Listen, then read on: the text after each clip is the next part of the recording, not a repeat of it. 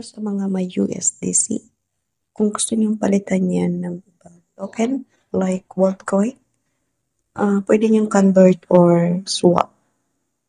Okay, ngayon punta tayo ng convert.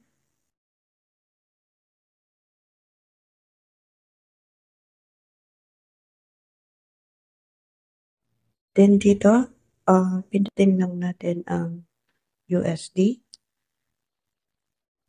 Then dito sa baba, select token. Hanapin natin ang Worldcoin.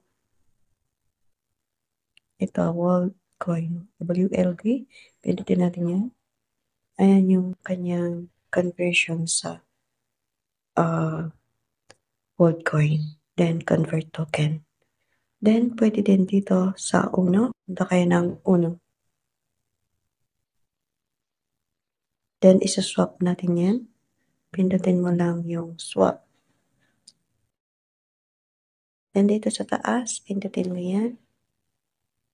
Pindutin mo ang USDC. Then, sa baba, Worldcoin. Ayan.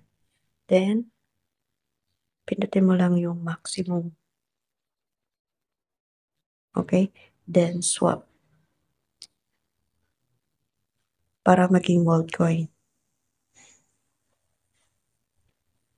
Then, sa mga gustong withdrawin to, hayaan nyo lang ng ganyan. Huwag nyo na lang i-deposit kapag gusto nyo siyang withdrawin. Then, punta tayo ng ating wallet. Ayan, napalitan na siya ng, yung USDC natin ay napalitan na ng Worldcoin. So, nasa Worldcoin na siya.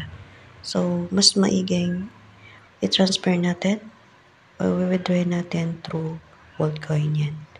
Papuntang crypto wallet. Ayan.